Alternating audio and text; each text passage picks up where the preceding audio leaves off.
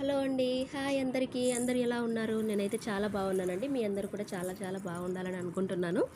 వీలైతే ఈ వీడియో మొత్తం చూసి నచ్చితే ఒక లైక్ వేసుకోండి please. Welcome to our channel Ashwi అని నంద్యాల్.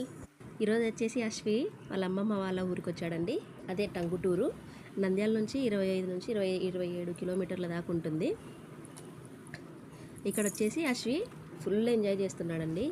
ఎందుకనంటే ఎప్పుడు నంద్యాలలో నేను, అశ్వి, అన్వి వాళ్ళ డాడీ మేము నలుగురం మాత్రమే ఉంటాము.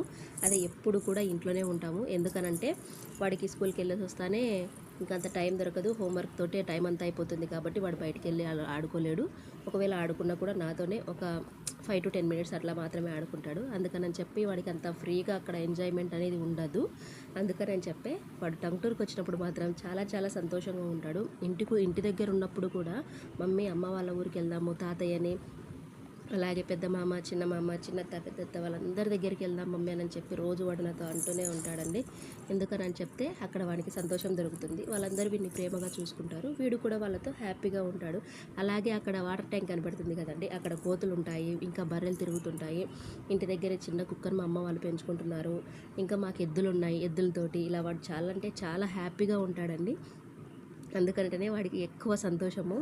మా అమ్మ వాళ్ళు లేరు, పొలానికి వెళ్ళారు. అది కూడా మధ్యాహ్నం లోపు వచ్చేస్తారు. 1కి అట్లా వచ్చేస్తారు. అంతలోపు నేను, అశ్వి, అన్వి మేము ముగ్గురం మాత్రం ఉన్నాము. వాడు వచ్చేసి మా పిన్ని వాళ్ళ కొడుకు అనమాట. వాడికి కంపెనీ ఇస్తున్నాడు. పెద్ద క్రికెటర్ అని వీడికి వాడి హెల్ప్ చేస్తున్నాడు. ఇంకా ఇలాగే వాడు డైలీ ఆడుకుంటూనే ఉంటాడు.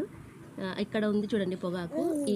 దీన్ని ఆకుని కుట్టి అక్కడ వేసినారు కదా, దాన్ని పొగాకు అంటారనమాట.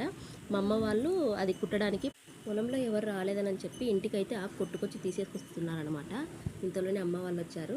నెక్స్ట్ వీడియోలో మళ్ళీ కలుద్దామండి. Bye bye.